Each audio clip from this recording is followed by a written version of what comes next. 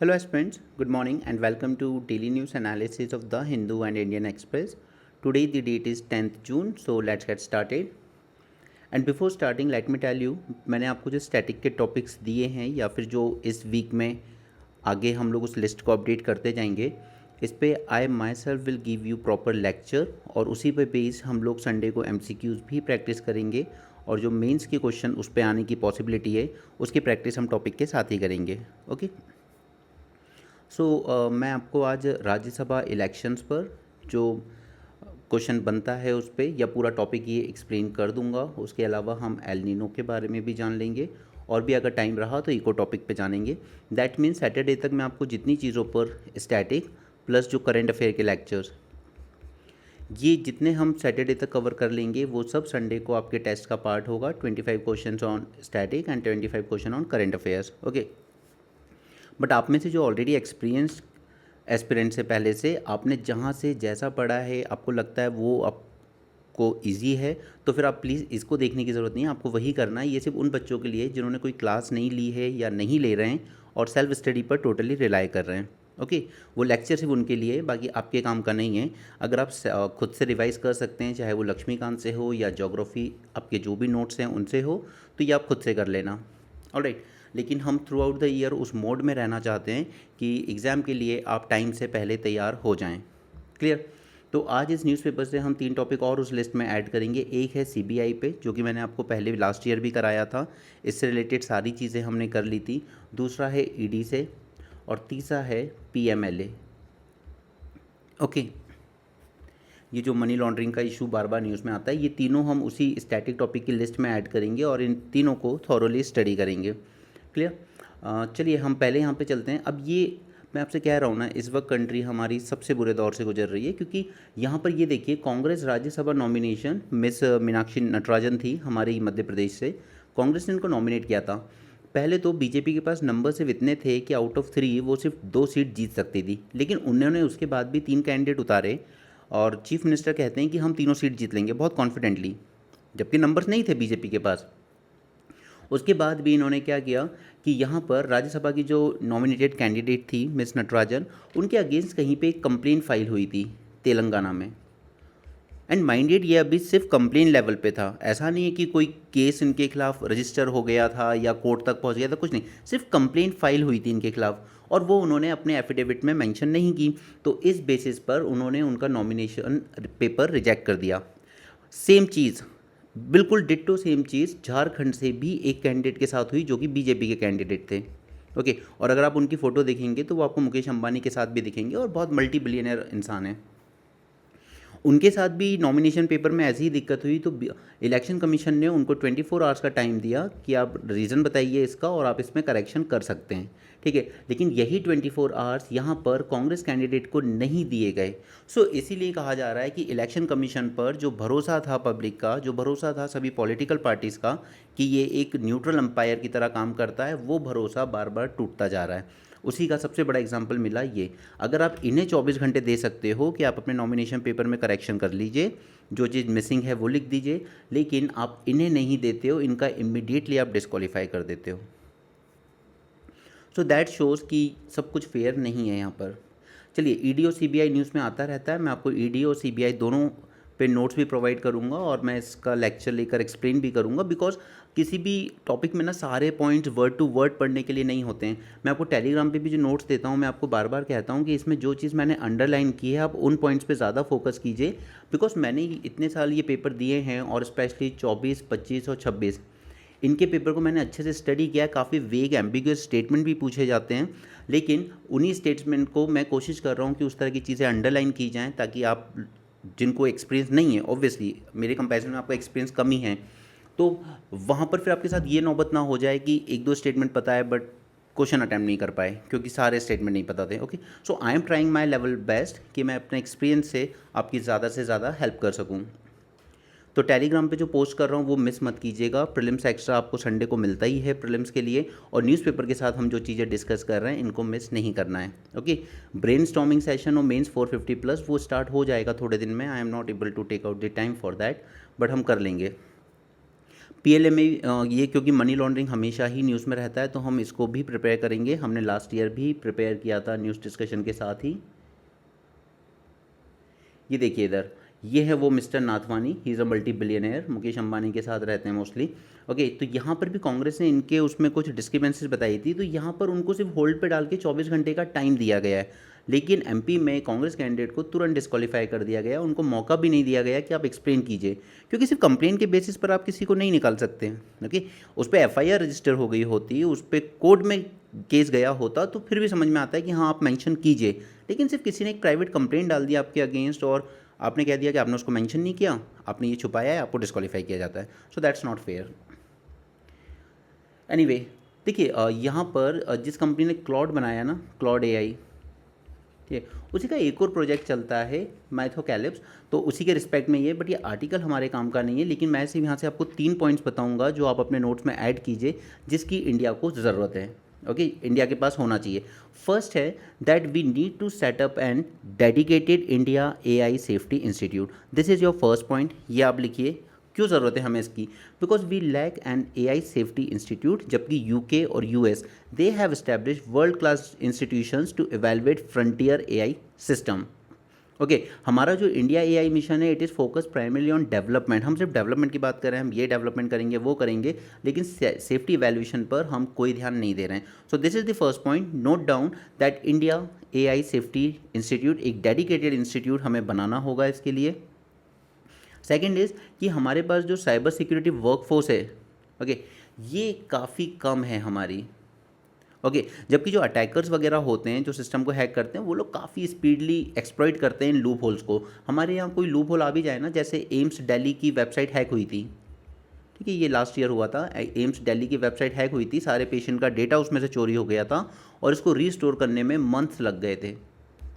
Okay, तो अगर हम इसको करेक्ट करने में मंथ्स लगा रहे हैं, तब तक तो वो जो हैकर्स होते हैं they work very fast. Okay, वो काफ़ी कुछ इसमें से एक्सप्लॉइट कर चुके होते हैं तब तक, जब तक हम इसको रीस्टोर करें तब तक। ऑलराइट, तो यहाँ पर हमें अपनी जो वर्क फोर्स है उसको भी थोड़ा बनाने की ज़रूरत है। We need an frontier AI accountability framework. Okay, कि किसकी अकाउंटेबिलिटी बनेगी अगर यहाँ पर सिस्टम किसी तरीके से फेल हो जाता है। तो इसे अलग से बनाने की बजाय हम सीधे बिल्ड कर सकते हैं अपना जो डिजिटल डेटा प्रोटेक्शन एक्ट है उसी में।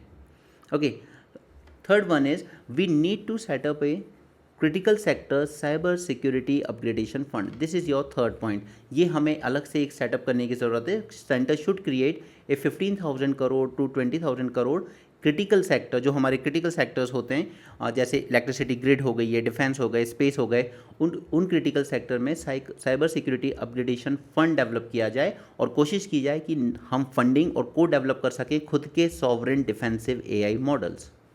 ओके, तो ये 3 पॉइंट्स यहाँ से मुझे काम के लगे थे, जो आपको अपने एग्जाम के लिए एआई में आपके जो भी नोट्स हैं एआई के, उस पर नोट कर लीजिएगा।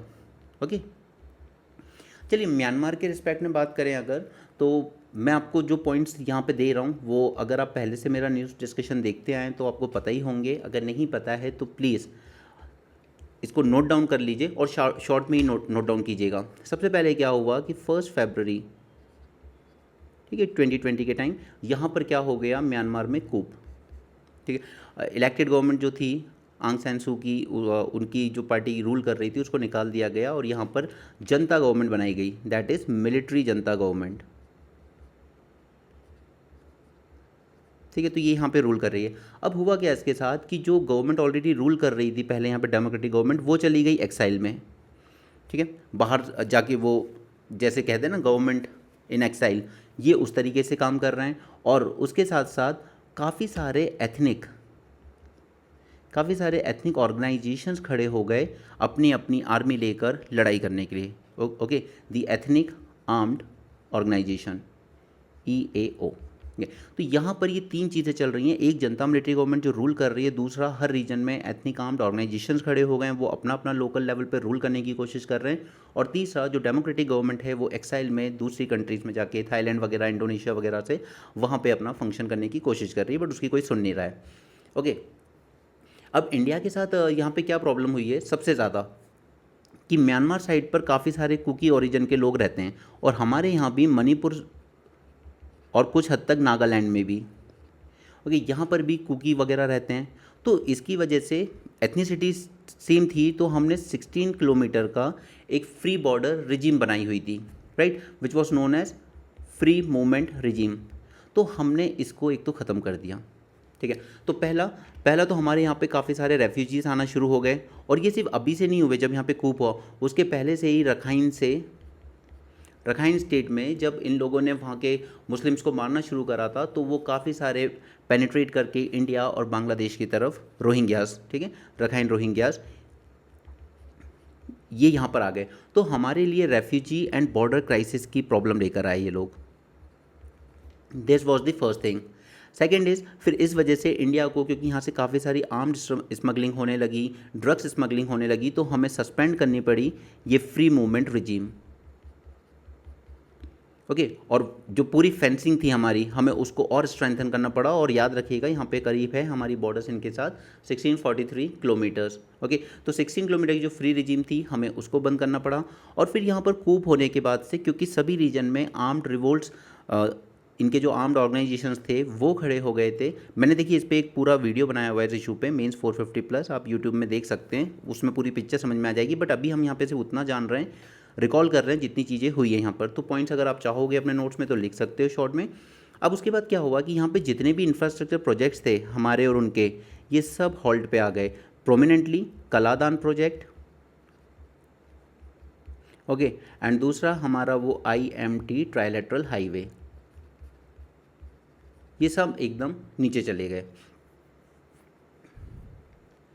इसके बाद फिर फोर्थ में एंगल एक निकल के आता है चाइना का। आज ऐसी वर्ल्ड की कोई प्रॉब्लम ही नहीं है, या वर्ल्ड का कोई इशू ही नहीं है जिसमें चाइना का रोल ना हो। अब यहाँ पे चाइना के जो इकोनॉमिक फुटप्रिंट्स बढ़ते चले जा रहे थे, ठीक है। जैसे फॉर एग्जांपल ये लेके आए कि हम चाइना म्यांमार इकोनॉमिक कॉरिडोर बनाएंगे, वहाँ से इन लोगों ने क्या किया है, ऑयल एंड गैस पाइपलाइन डाल ली है म्यांमार रीजन से, और फिर ये सीधे कहाँ से कनेक्ट हो रहा है, बे ऑफ बंगाल से। तो ये हमारे लिए एक और थ्रेट लेकर आता है। उसी तरीके से ये यहाँ पर म्यांमार पे एक पोर्ट डेवलप कर रहे हैं, इसका नाम याद रखिएगा, क्याकप्यू पोर्ट, ओके। तो ये सारी चीज़ें, ये बे ऑफ बंगाल से कनेक्ट कर रहा है अपने आप को, क्योंकि पोर्ट डेवलप कर रहा है यहाँ पर, तो इसके economic as well as strategic footprints बढ़ते जा रहे हैं, क्लियर। देन नेक्स्ट इज कि चाइना यहाँ पर ना दोनों साइड से, दोनों तरफ से ही डील कर रहा है। एक तरफ वो जो जनता गवर्नमेंट है, मिलिट्री, ठीक है, उसको भी पूरा सपोर्ट करता है कि आप बिल्कुल रूल कीजिए, but at the same time वो इनको ये भी कंट्रोल करता है कि ये जो आपके एथनिक आर्म्ड ऑर्गेनाइजेशंस हैं, ये इनसे कहिए कि चाइना बॉर्डर पर ज़्यादा डिस्टर्बेंस नहीं होना चाहिए, ओके। और फिर उसने जाकर आगे चल के इन सभी आर्म्ड ग्रुप्स के बीच में और जनता गवर्नमेंट के बीच में सीज़ फायर कराया कि स्टेट की आर्मी और ये आर्म्ड ऑर्गेनाइजेशंस, आप लोगों को आपस में फ़ाइट नहीं करनी है। इसलिए मैंने कहा था कि चाइना आज वर्ल्ड में एक नया मीडिएटर बनता जा रहा है। सऊदी ईरान में उसने रैप्रोचमेंट कराया। उसके बाद उसने यहाँ पे जनता गवर्नमेंट और जो आर्म्ड ऑर्गेनाइजेशंस थे उनके बीच में भी सीज़ फायर करवाया, राइट। देन इसके बाद अब ये सोचिए, ये हमारे 4 पॉइंट्स हो गए, दैट्स इट, ठीक है, हमें इतना ही जानना है। इसके बाद अब आप ये सोचिए कि इंडिया क्या रोल इसमें कर सकता है कि हम यहाँ पर रिस्टोर कर सकें डेमोक्रेसी, या डेमोक्रेसी नहीं तो एटलीस्ट स्टेबिलिटी म्यांमार में, ठीक है। आप क्या कर सकता है इसमें India. So first thing is कि हमें यहाँ पर जो जितने भी स्टेक होल्डर्स हैं सबके साथ डील करना चाहिए, deal with all stakeholders. वो जो गवर्नमेंट इन एक्साइल है उसके साथ भी हम डील कर रहे हैं, यहाँ पे जो मिलिट्री जनता गवर्नमेंट हम उसके साथ भी डील कर रहे हैं, क्योंकि हम उसको एंटेगोनाइज नहीं कर सकते, नहीं तो हमारे बॉर्डर पे डिस्टर्बेंसेस और बढ़ जाएंगे। उसी तरीके से ये जो एथनिक आर्म्ड ऑर्गेनाइजेशंस हैं इनके साथ भी हम डील कर रहे हैं कि देखिए आप अपना लोकल, हम इस जनता गवर्नमेंट को कन्विंस कर सकते हैं कि यहाँ पर आप जो लोकल सिविल एडमिनिस्ट्रेशन है उसको अच्छे रूप में चलने दीजिए, ताकि यहाँ के लोग और ज़्यादा इन आर्म्ड ऑर्गेनाइजेशंस और इन सबको ज्वाइन ना करें, ओके। देन नेक्स्ट इज़, इसके अलावा हम और क्या कर सकते हैं। तो यहाँ पर हमें पहली बात तो एक मानना होगा कि यहाँ से ये जो जनता गवर्नमेंट बैठी हुई है ये इतनी आसानी से तो जाएगी नहीं, क्लियर। तो एटलीस्ट हम लोग इकोनॉमिक आस्पेक्ट्स पर तो फोकस रखें कि जो प्रोजेक्ट स्टॉल हो चुके हैं उन इकोनॉमिक प्रोजेक्ट्स को दोबारा से रिन्यू किया जाए, क्योंकि अगर हम इन्हें स्टॉल पे रखेंगे तो चाइना, वो जो वैक्यूम क्रिएट होता है एक डेवलपमेंट का, वो चाइना फिर उसको फुलफ़िल करता है और फिर उसकी ग्रिप और ज़्यादा बढ़ती चली जाती है। एंड देन नेक्स्ट इज़ कि इनके यहाँ पर जो ह्यूमैनिटेरियन क्राइसिस हैं, जब भी आर्म्ड रिवोल्ट्स कहीं पे होंगे ना, ह्यूमैनिटेरियन क्राइसिस हमेशा आएंगे। Okay, that is surely. ठीक है, तो वो हम लोग जो फूड ग्रेन्स वगैरह जो सप्लाई करते हैं वो अपनी जगह है। उसके अलावा इनके जो लोकल एडमिनिस्ट्रेशन है, हम उनको उनकी ट्रेनिंग और कैपेसिटी बिल्डिंग भी करते हैं। जैसे हमारे यहाँ यूपीएससी वगैरह में हम नेपाल और भूटान के एडमिनिस्ट्रेटर्स को भी ट्रेनिंग देते हैं। Okay, training and capacity building, तो ये हमें जारी रखना चाहिए, क्योंकि लोकल एडमिनिस्ट्रेशन अगर कहीं का फेल हो गया तो फिर और ज़्यादा दिक्कत होगी। ओके, उसके बाद हमारा वो जो मेकॉन्ग गंगा प्रोजेक्ट था ना, उसके अंडर में हम बच्चों को पढ़ने के लिए काफ़ी सारी स्कॉलरशिप्स भी देते हैं। तो ये सब आपके लोकल लेवल की चीज़ें हो जाएंगी। तो this should be our approach कि ये यहाँ पर इसको हम लोग सपोर्ट कर सकें कि आप वापस से उस तरफ आइए। एंड फोर्थ पॉइंट आप इसमें ऐड कर सकते हो कि हम अकेले इसके साथ ना डील करें, बल्कि आसियान, पूरा एक आसियान का प्रेशर होना चाहिए इस पर। और यहाँ पर इन लोगों ने डेमोक्रेसी को दोबारा रिस्टैब्लिश करने के लिए आसियान ने एक 5 पॉइंट कंसेंसस भी बनाया था। ओके, तो हम लोग अलग से सेपरेटली म्यांमार से डील करने की बजाय अगर आसियान के थ्रू करेंगे तो शायद हमारी बात में भी ज़्यादा वेटेज होगा और इंडिया एक न्यूट्रल अंपायर की तरह इस चीज़ को देख सकता है। क्लियर? तो आई थिंक 4 पॉइंट्स काफ़ी हैं कि इंडिया इसमें क्या कर सकता है। ओके, और ऊपर कि क्या क्या इश्यूज़ हुए हैं जिसकी वजह से हमारे और उनके रिलेशंस जो हैं थोड़े से डाउनहिल चले गए हैं। क्लियर? तो हमारे ये काम का नहीं था, बस हमें ये जानना था कि हम एंगेजमेंट किस तरीके से बढ़ा सकते हैं, क्या कर सकते हैं। तो मैंने आपको शॉर्ट पॉइंट्स दे दिए हैं। इस पे आप ईज़िली, अगर 10 मार्कर कभी आएगा या अगर आपको इंटरव्यू में पूछा जाए कि अगर आप कल को बनी जाते हो कुछ, तो फिर आप किस तरीके से इस इशू को देखते हैं, तो ये काफ़ी है, इतने पॉइंट्स आपके लिए। Okay, 1 in every 3 faculty post are vacant in technical institution. See this is the thing जो मैं आपको बोलता हूँ कि this government is hell bent on destroying the education. ऐसा नहीं है कि जॉब्स नहीं हैं, ठीक है, या इन जॉब्स के लिए क्वालिफाइड लोग नहीं हैं, बट द थिंग इज़ कि गवर्नमेंट या तो वैकेंसी फिल नहीं करना चाहती है, और अगर फिल भी कर रही है उसमें तो एग्ज़ाम फेयर नहीं हो रहे हैं। ओके, गलत लोग वहाँ पे बैठ जा रहे हैं एग्ज़ाम में जॉब लेकर, और जो वाकई जेन्युइन क्वालिफाइड लोग हैं उनको सेलेक्ट नहीं किया जा रहा है। वेरियस रीजंस हैं। अब आप लोग अलग अलग कास्ट से आते होंगे, बट जीबी पंत यूनिवर्सिटी है यूपी की, उसने सभी ओबीसी कैंडिडेट के आगे लिख दिया नॉट फाउंड सूटेबल। अगर आपको पीडब्ल्यूडी में मिल रहा है कैंडिडेट, आपको एससी में मिल रहा है, एसटी में मिल रहा है, आपको सब कैटेगरी में मिल रहे हैं, लेकिन ओबीसी के आगे आप लिख देते हो नॉट फाउंड सूटेबल। ओके, तो ये दिखाता है कि देयर इज़ अ सिस्टमेटिक बायस। उसी तरह दिल्ली एम्स में इस तरह की हुई, और इसके लिए प्रॉपर एक कमेटी भी बैठी और उसने आगे देखा कि आखिर क्यों ये रिजर्व कैटेगरी बच्चे पिछले 4 साल से लगातार फेल हो रहे हैं। और बाद में देखा गया, और ये कमेटी ने खुद, और पार्लियामेंट्री कमेटी थी, ऐसी कोई फालतू कमेटी नहीं थी, पार्लियामेंट की बनाई कमेटी थी, उसने कहा कि नहीं, यहाँ पे कुछ बायसेस देखे गए हैं कि रिजर्व कैटेगरी के बच्चों को साल दर साल डेलिबरेटली फेल किया गया, और उसके बाद ये मैटर हाईलाइट में आया था। और ये किसी और ने नहीं, खुद विकास दिव्य कीर्ति सर, दृष्टि आईएएस वाले, उन्होंने बताया था। ओके, तो इस तरह की चीज़ें हैं यहाँ पर कि सीट्स फिल ही नहीं करना चाह रहे हैं और करना भी नहीं चाहते हैं। और उसके अलावा फिर जो एग्ज़ाम में अनफेयर मीन्स हो रहे हैं, करप्शन हो रहा है, कभी पेपर लीक हो रहा है, ठीक है, और उसी तरीके से एक हम जो कहते हैं कि रिकमेंडेशन पे जो लोग लग रहे हैं, ये सारी चीज़ें हो रही हैं। रिकमेंडेशन का मैं आपको एक बहुत अच्छा एग्जांपल बताता हूँ, यूपी से ही था। वहाँ एक मेडिकल ऑफिसर ने अपनी बेटी को सीधे अपॉइंट करवा लिया था as a medical officer district level, 45,000 rupees की सैलरी थी। और बाद में जब मैटर सामने आया तो उसने कहा, कलेक्टर के साथ सेटिंग करके उसने करवा लिया था, और बाद में उसने कहा कि देखिए कोई एप्लीकेशन आई ही नहीं थे इस पोस्ट के लिए, सिर्फ एक ही एप्लीकेशन आया था इसी बच्ची का, तो हमने उसको जॉब दे दी। अब आप ये बताइए, अगर इतनी अच्छी सैलरी की एक जॉब मिल रही है तो क्या उसके लिए एप्लीकेशन नहीं आया होगा? आपने निकाली नहीं थी वैकेंसी, आपने डायरेक्टली उसको भर्ती कर दिया। ओके, तो ये रियलिटी है इस वक्त कि या तो जॉब्स भरी नहीं जा रही हैं, और अगर भरी जा रही हैं तो रिकमेंडेशन पे भरी जा रही हैं काफ़ी सारी, और फिर जो पेपर में हाल हो रहा है वो तो आप देख ही रहे हो। एनीवे, चलिए यहाँ पे एक अलग चीज़ है नेपाल के रिस्पेक्ट में, तो एक बार रिवाइज़ कर लेते हैं कि आखिर नेपाल के साथ हमारे रिश्तों में क्यों डाउन टर्न आया है। तो सबसे पहली गलती हमने की थी 2015 में, जब इन्होंने अपना न्यू कॉन्स्टिट्यूशन प्रोमलगेट किया था, तो हमने वहाँ पर एक इकोनॉमिक ब्लॉकेड लगा दिया था। हमने ब्लॉकेट क्यों लगा दिया था? क्योंकि इस कॉन्स्टिट्यूशन से जो वहाँ की एक लोकल कम्युनिटी थी, जो कि बेसिकली आप कह सकते हो कि वो अपने आप को इंडिया के यूपी बिहार से ज़्यादा रिलेट करती है, तो वो कहीं ना कहीं इसमें थोड़ी सी नाराज़ थी दैट नहीं नहीं, ये कॉन्स्टिट्यूशन में हमें उतनी पावर नहीं दी गई है, या हमारे लोगों को उतना ज़्यादा रिप्रेजेंटेशन नहीं दिया है। तो ये मधेशी लोग थोड़ा सा नाराज़ थे इस कॉन्स्टिट्यूशन से। और इंडिया में भी कुछ राइट विंग ऐसे थे जो नेपाल को देखते थे एक हिंदू राष्ट्र की नज़र से। तो वो भी इस सेक्युलर कॉन्स्टिट्यूशन से उतना ज़्यादा खुश नहीं थे। तो यहाँ पे जब इन्होंने अपना कॉन्स्टिट्यूशन बनाया 2015 में, तो इंडिया ने इकोनॉमिक ब्लॉकेड लगा दिया बॉर्डर पर, और वहाँ पे diesel, petrol, cooking gas, basic चीज़ों की शॉर्टेज हो गई थी। ओके, तो पहला तो यहाँ पे इंडिया की इमेज ख़राब हुई इसमें। सेकेंड इज़ कि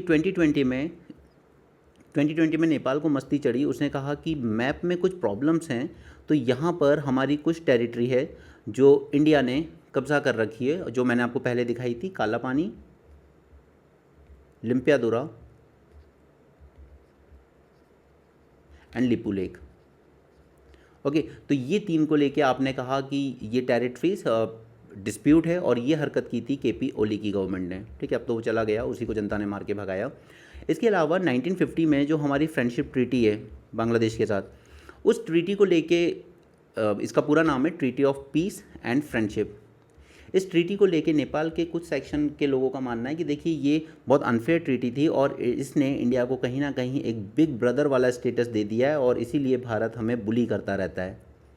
ओके, क्योंकि हम लोग लैंडलॉक कंट्री हैं, तो हमें पूरा एक्सेस जो करना है वो कोलकाता पोर्ट से करना है, और भारत हम पे इस तरह के ब्लॉकेड लगा देता है। तो इसके बाद इन्होंने क्या किया, इन लोगों ने चाइना के साथ एक डील साइन करी कि चाइना के थ्रू हम लोग पोर्ट और ओशन को एक्सेस करेंगे, लेकिन वो डिस्टेंस बहुत ज़्यादा है, वो प्रैक्टिकली उतना पॉसिबल नहीं है, फिजिबल नहीं है।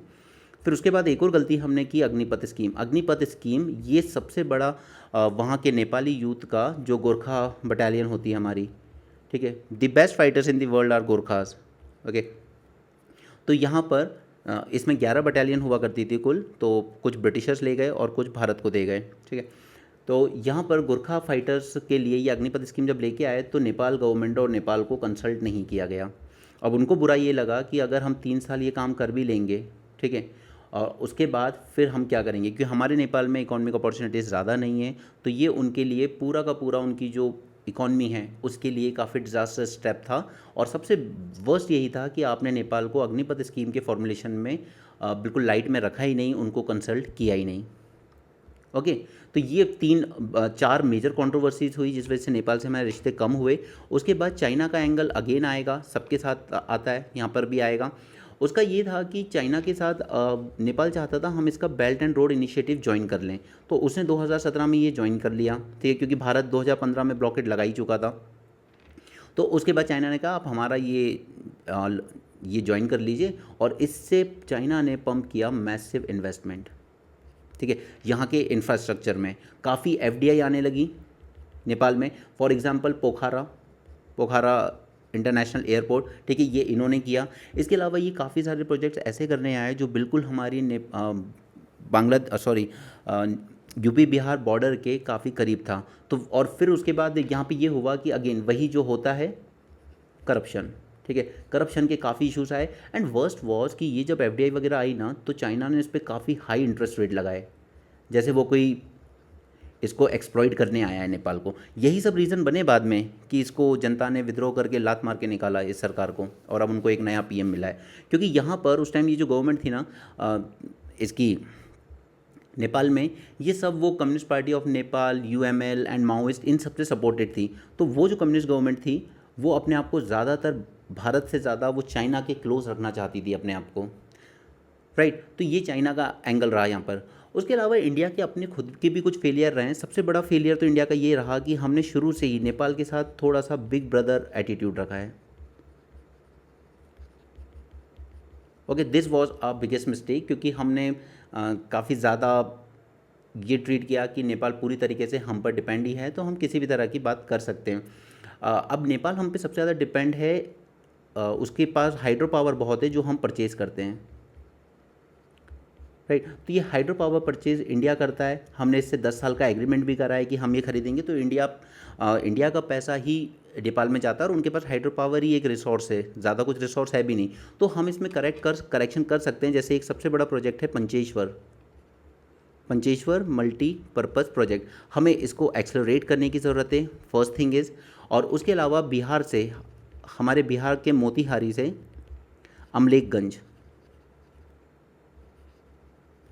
यहाँ पे हम एक पेट्रो पाइपलाइन नेटवर्क बना रहे हैं यहाँ से, तो हमें इसको एक्सेलरेट करना चाहिए, क्योंकि किसी भी लड़ाई को अवॉइड करने का एक ही रीज़न है, इकोनॉमिक डिपेंडेंसी। अगर आप 2 रूम पार्टनर हो, आप लोग कितना भी लड़ लोगे, लेकिन अगर पता है कि यार अगर एक भी गया तो नया पार्टनर अगर नहीं मिल सकता किसी वजह से, तो मुझे अकेले रेंट देना होगा, तो फिर आप लोग इकोनॉमिकली डिपेंडेंट हो जाओगे एक दूसरे पर और आप लोग उस लड़ाई को अवॉइड करने की कोशिश करोगे।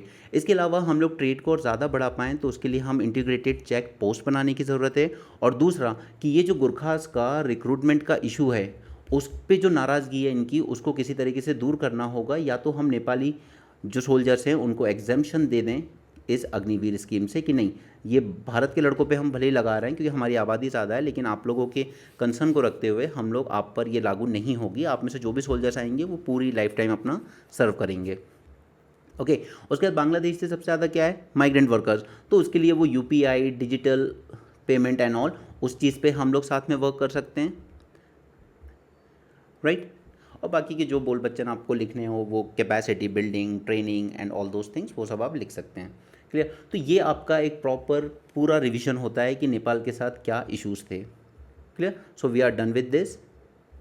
Next is inclusion without abolition in China's hukou system. अब इसमें ये हमारे किसी काम का नहीं है, चाइना का हुको सिस्टम आप ऐसे याद रखिए, ये नॉर्थ कोरिया में भी चलता है कि रूरल एरियाज़ को, अब ये मान लीजिए काइंड ऑफ इंटरनल वीज़ा, वो लोग अपनी सिटीज़ में ज़्यादा कचरा नहीं चाहते, इसलिए वो इस तरीके से एक सेपरेशन करके चलते थे कि इंटरनल माइग्रेशन को लिमिट कर सकें।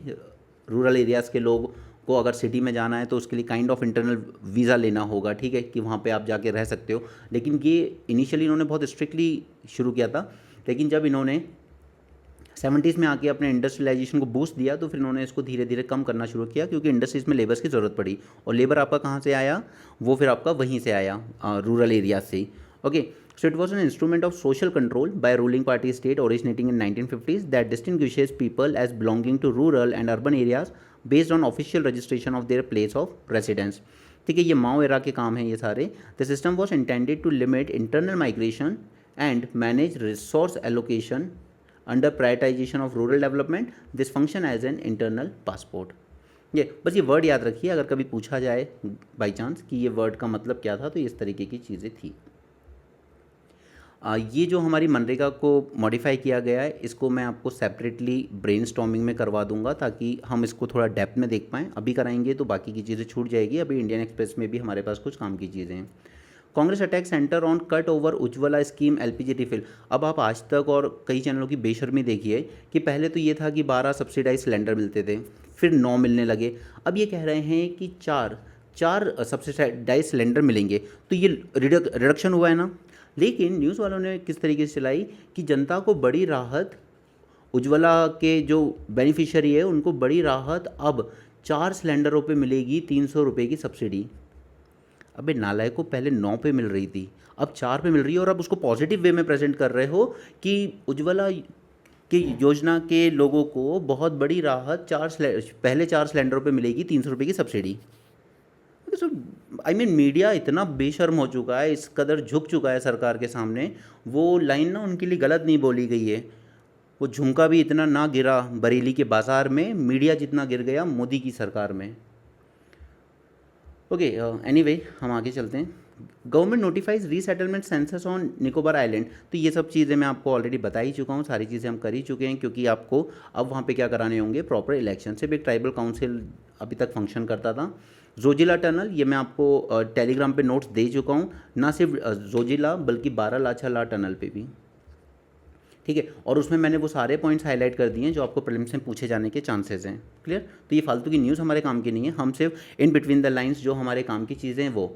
अब देखिए यहाँ पर जो हमारा UNFCCC होता है, अब ये UPSC इसी तरह की चीज़ें प्रीलिम्स में उठा लेता है और फिर बहुत दिक्कत हो जाती है इसको मैनेज करने में। दैट इस UNFCCC की कुछ सब्सिडरी बॉडीज़ हैं, 2 important. Okay, one subsidiary body is on implementation, that is SBI, and another body is on scientific and technological advice. Okay, so ये 2 बॉडीज़ के नाम याद रखिएगा। ये इस तरह की चीज़ें देखिए पूछ लेता है, वो IMF के रिस्पेक्ट में भी कुछ ऐसे टर्म्स पूछ चुका है पहले कि ये क्या है, तो वो PYQ एक आ चुका है। ओके, और बॉन पे जो टॉक्स हो रही हैं, ये बॉन आता है आपका जर्मनी में। ये दो बॉडीज़ प्लीज़ याद रखिएगा प्रीलिम्स के लिए, ठीक है। ये बॉडीज़ हैं अंडर दिस UNFCCC। अब वो चाहे फिर इसके लिए आपको CBD दे देगा, कन्वेंशन ऑन बायोलॉजिकल डाइवर्सिटी, या कुछ और दे देगा, या IMF भी दे देगा, कुछ भी दे देगा वो, बस याद रखिएगा कि ये दोनों बॉडीज़ किसके अंडर में आती हैं, UNFCCC। ये है वो जो सबसे पावरफुल बनाया ना इसने, Anthropic, the maker of Claude AI model. It made the most powerful version of its technology available to the general public while restricting its use in sensitive areas. तो इसको कहा जाता है Fable 5। ये वो मॉडल है जो कंपनी ने बनाया under its new Mythos class. बस ये आपके एग्जाम में कभी नहीं पूछी जाएगी, सिर्फ उस आर्टिकल में 3 पॉइंट्स काम के थे जो हमने नोट डाउन कर लिए अपने एग्जाम के लिए। ओके, चलिए इंडियन एक्सप्रेस पे चलते हैं, क्योंकि उसमें भी आज हमारे पास काफ़ी कुछ काम का है, और उसमें भी कुछ टॉपिक्स ऐसे हैं जिनको मैं आपको अलग से ब्रेनस्टॉर्मिंग में कराऊंगा। पहला टॉपिक रहेगा फर्टिलाइज़र। फर्टिलाइज़र के रिस्पेक्ट में मुझे आपको सारी चीज़ें बतानी है, आखिर इंडिया में फर्टिलाइज़र की शॉर्टेज क्यों हो रही है। ओके, दूसरा है इसमें प्राइस इंक्रीज़ हो रहा है, गवर्नमेंट का सब्सिडी बिल इस वजह से इम्पैक्ट होता है बुरी तरीके से। ओके, उसके अलावा इस फर्टिलाइज़र का डाइवर्जन बहुत ज़्यादा होता है, और गवर्नमेंट ने क्या मेजर्स लिए हैं इस फर्टिलाइज़र के डाइवर्शन को रोकने के लिए, जैसे कि आपका 100% नीम कोटिंग, राइट। और फिर इसमें काफ़ी बहुत ज़्यादा मात्रा में हम लोग डालते हैं यूरिया, तो यूरिया को रोकने के लिए हम लोग एक नैनो यूरिया जैसी चीज़ लेके आए थे, जो एब्जॉर्प्शन रेट जिसका बेटर है और जो थोड़ा सस्ता भी है और कम क्वांटिटी में भी वो काम कर देगा। तो ये पांचों एंगल हम डिस्कस करेंगे इन ब्रेनस्टॉर्मिंग फर्टिलाइज़र सेक्टर पर। ओके, तो एक तो हम वो जी राम जी भी करेंगे, और ये फर्टिलाइज़र सेक्टर पर भी बात करेंगे। तो अभी ये स्ट्रेट ऑफ हॉर्मुज़ में प्रॉब्लम होने की वजह से हमने क्या किया है कि यहाँ पर जो हमारा सब्सिडी बिल, जो कि बजट में एस्टिमेट किया गया था कि फर्टिलाइज़र सब्सिडी 1.7 लाख करोड़ तक की देनी पड़ेगी, वो बढ़ के हो जाएगा 3.4 लाख करोड़। क्यों? क्योंकि सप्लाई क्रंच आ रहा है ऊपर से, और प्राइसेस बढ़ रहे हैं वो स्ट्रेट ऑफ हॉर्मुज़ वगैरह की वजह से, और रशिया से भी वो चीज़ें नहीं आ पाई थी तब भी बढ़ा था। बट अब गवर्नमेंट कह रही है कि ठीक है, हम टेंडर फ्लोट कर रहे हैं और हम लोग रशिया से लेने की कोशिश करेंगे फर्टिलाइज़र, अगर उस तरफ से वेस्ट एशिया से नहीं आ पा रहा है तो। ओके, क्योंकि लॉजिस्टिकल डिसरप्शन चल रहा है पूरे वेस्ट एशियन क्राइसिस की वजह से। तो फर्टिलाइज़र में हमें ये पांचों एंगल से टॉपिक को तैयार करना होगा, ये हम आज रात ही ब्रेनस्टॉर्मिंग में तैयार कर लेंगे। ओके, सो आज के लिए हमारा जो ब्रेनस्टॉर्मिंग का सेशन होगा उसमें 2 टॉपिक्स करेंगे हम, जी राम जी, इसको प्रीलिम्स पॉइंट ऑफ व्यू से भी देखेंगे, मेंस पॉइंट ऑफ व्यू से भी, और फर्टिलाइजर सेक्टर का जो टॉपिक है उसे भी प्रीलिम्स और मेंस दोनों पॉइंट ऑफ व्यू से देखेंगे, क्योंकि क्वेश्चन दोनों तरीके से आएंगे। Okay, next is Zoji La tunnel. मैंने आपको टेलीग्राम पे डायरेक्ट पोस्ट कर दिया है इसके बारे में, बारालाचाला टनल भी कर दिया है, और उसके बाद ये मैंने आपको टेलीग्राम पे डायरेक्ट पोस्ट कर दिया, वहाँ से देख लीजिएगा टाइप 1 डायबिटीज़ क्या होती है, टाइप 2 डायबिटीज़ क्या होती है, और उसके अलावा पहले जो मेडिसिन न्यूज़ में रही हैं जो प्रीलिम्स में पूछी जाती हैं, उसी में एक नाम और ऐड कर लीजिएगा, एलेकोग्लिप्रोन। ओके, ये सब डायबिटिक ड्रग है, और इन सभी ड्रग्स को यूज़ किया जा रहा है ओबेसिटी को रिड्यूस करने में। अभी आपने करण जौहर को नोटिस किया होगा, उसने बहुत तेज़ी से वेट लॉस किया है, तो इन ड्रग्स का एक्चुअली मिसयूज़ किया जा रहा है वेट लॉस के लिए। ठीक है, इस पे हम आज रात को डिस्कशन करेंगे, पूरा डिटेल में जानेंगे इसके बारे में कि आपको मेंस में किस तरीके से पूछा जा सकता है, क्योंकि पुरानी मनरेगा में बहुत सारी प्रॉब्लम्स थी, उसमें पैसा वेस्ट ज़्यादा हो रहा था और कोई अच्छे एसेट बन नहीं रहे थे, तो उसमें कुछ चेंजेस किए गए, तो हम उस सब पे रात को चर्चा करेंगे। देन यहाँ पे मोदी जी के सबसे लंबे टेन्योर हो चुका है, नेहरू जी से भी ऊपर, but it doesn't matter. Okay, ये पहले प्रधानमंत्री होंगे जिन्होंने आज तक एक प्रेस कॉन्फ्रेंस भी नहीं की, और ये सबसे लंबे प्रधानमंत्री रह लिए, और वो सब भी खैर चलो मत करो, नहीं करना है मत करो, लेकिन आपने जिस तरीके से इंस्टीट्यूशंस को पूरा बर्बाद किया है वो कोई नहीं भूलेगा। ठीक है, आपने RTI एक्ट बर्बाद कर दिया, आपने विसल ब्लोअर एक्ट बर्बाद कर दिया, आपने फॉरेस्ट कंजर्वेशन एक्ट ख़राब किया, आपने जो हमारा ट्रेडिशनल फॉरेस्ट ड्वेलर्स का एक्ट था 2006 वाला, उसका उसमें काफ़ी रिजेक्शंस कर दिया, आपने एनवायरनमेंट वगैरह तक डिस्ट्रॉय कर रखे हैं, आपने CBI ED का मिसयूज़ भरपूर किया है, आपने मीडिया को पूरी तरीके से नतमस्तक कर दिया है अपने पैरों में। ओके, तो अगर ये करके आप सबसे बड़े आदमी बन भी गए, सबसे लॉन्गेस्ट सर्विंग प्रधानमंत्री, तो उससे आपकी कोई अचीवमेंट नहीं है। बट सच यही है कि आपने ऐसा कुछ नहीं किया है कि इंसान 50 साल बाद ये देश आपको किसी एक भी चीज़ के लिए याद कर पाएगा। नेहरू जी ने ऐसे बहुत सी चीज़ें की थी जिनके लिए आज उनको याद किया जाता है, शास्त्री जी ने की थी, इंदिरा जी ने भी की थी, नरसिम्हा राव जी ने भी की थी, लेकिन मोदी जी ने ऐसा कोई कुछ नहीं बनाया है जिसको देख के इंसान कह सके कि ये नरेंद्र मोदी जी के टाइम की चीज़ है। The fact is this. Okay, इन्होंने नुकसान ज़्यादा पहुंचाया है फ़ायदे से। चलो यहाँ पर फर्टिलिटी रेट की बात करें अगर, तो पहले तो आप ये देख लीजिए, अब बहुत कम स्टेट बचे हैं। रिप्लेसमेंट लेवल माना जाता है 2.1। ओके, कि एक महिला, टीएफआर होता क्या है? It is actually the average number of children that is women is expected to bear in her lifetime, and this has declined across the world and also in India. तो ये पहली बार हुआ है जब India का fertility rate 2.1 यानी कि जो रिप्लेसमेंट रेट माना जाता है उससे भी नीचे जा चुका है। अब बस कुछ ही स्टेट रह गए हैं, वो भी बहुत करीब है रिप्लेसमेंट के, बस एक ये बिहार है जो कि बहुत ज़्यादा आगे चल रहा है अभी भी। ठीक है, अब मुझे आपको इसके रिस्पेक्ट में कुछ डिस्कशन करना है, क्योंकि जिन स्टेट्स के टीएफआर हाई है उनकी प्रायोरिटीज़ अलग होंगी और जिनके कम हैं उनकी प्रायोरिटीज़ अलग होंगी। ओके, तो अगर हम हाई टीएफआर वाले स्टेट्स को देखें एक बार, अब ज़रा खुद से सोचो कि इनके लिए गवर्नमेंट को किस तरह की पॉलिसीज़ पे ज़्यादा फोकस करना चाहिए और इनकी प्रॉब्लम्स क्या हैं। सबसे बड़ी प्रॉब्लम है इनकी कि बेसिक हेल्थ इंफ्रास्ट्रक्चर। आप देखेंगे कि इनके यहाँ पे जो आईएमआर रेशियो है वो भी काफ़ी हाई है, इनके यहाँ पर जो एमएमआर है वो भी काफ़ी हाई होता है। उसके बाद there is clearly underfunded public schools. ठीक है, जो बेसिक एजुकेशन की हम बात कर रहे हैं उसमें सब आ जाता है। यूपी से अधिकतर ऐसे केस आते हैं कि आपने मिड डे मील स्कीम में, यानी कि अब जो पोषण अभियान बन चुका है उसमें 1 लीटर दूध लेके आए और आपने 80 लीटर उसमें आपने 1 लीटर दूध लेके आए और आपने इतना पानी मिलाया उसमें बाल्टी भर के कि आपने 80 बच्चों में डिस्ट्रीब्यूट कर दिया है।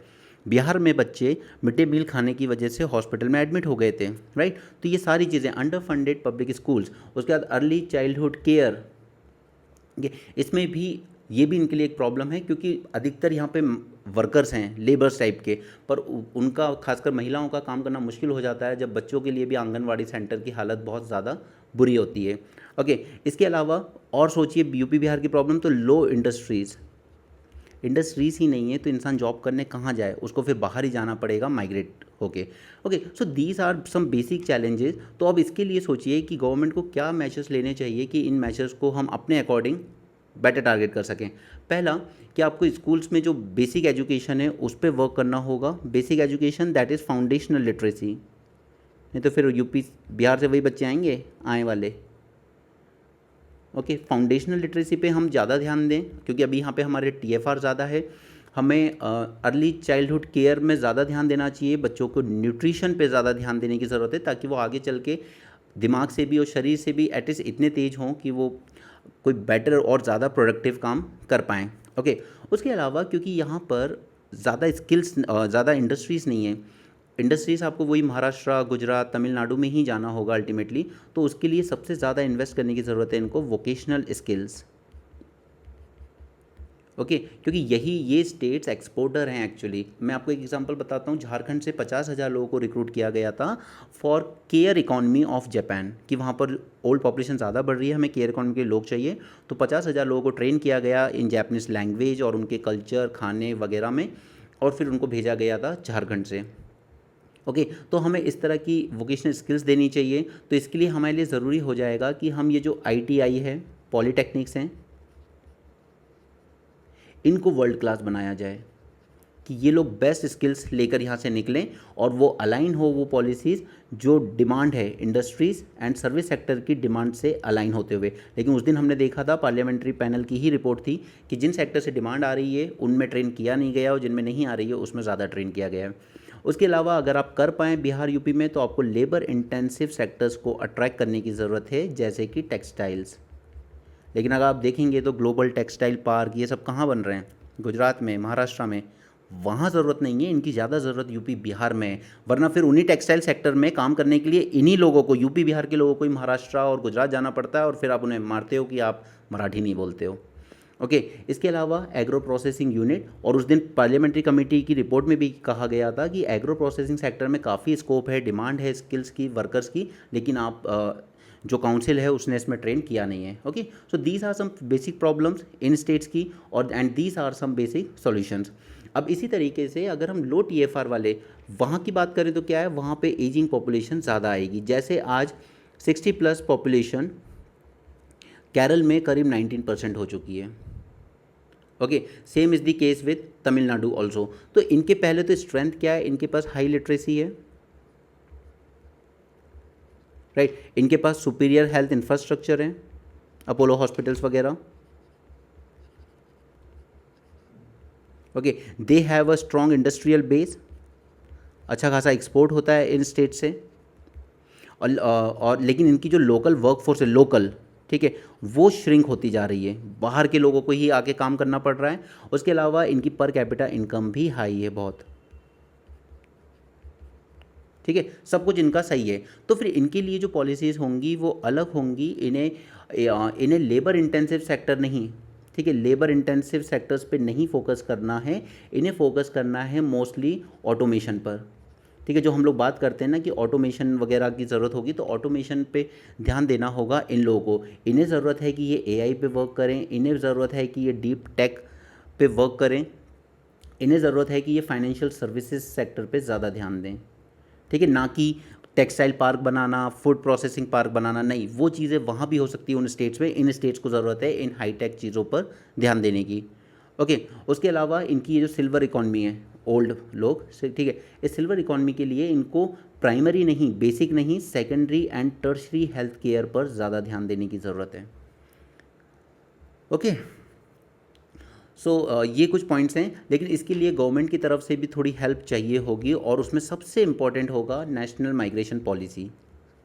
ये जो भाषा के नाम पर या किसी भी नाम पर कि आप लोग यहाँ कंपटीशन कर रहे हो, आपने यहाँ के ये स्टॉल लगा लिया, हमारे लोगों का रोज़गार खा रहे हो, तो एक तो पहले हमें एक नेशनल माइग्रेशन पॉलिसी लानी होगी। ना आप भाषा के आधार पे, ना रंग के आधार पे, किसी भी आधार पे आप किसी को ऐसे मार नहीं सकते कि कन्नड़ बोलो, मराठी बोलो, no, nothing like that. Okay, उसके अलावा एक और चीज़ है, हार्मोनाइजिंग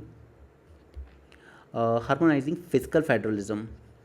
ये भी बहुत ज़रूरी है, और ये इसलिए ज़रूरी है क्योंकि ये जो स्टेट्स हैं, तमिलनाडु और इस तरह के, ये लोग बार बार कहते हैं कि देखिए आप लोग हमसे जितना पैसा लेते हो ना, वो पूरा यूपी, बिहार, एमपी जैसे स्टेट्स में ज़्यादा दिया जाता है, यानी कि फाइनेंशियल डिवोल्यूशन, और हमारे पास जितना रेवेन्यू हम कंट्रीब्यूट करते हैं उसमें से बहुत कम आता है।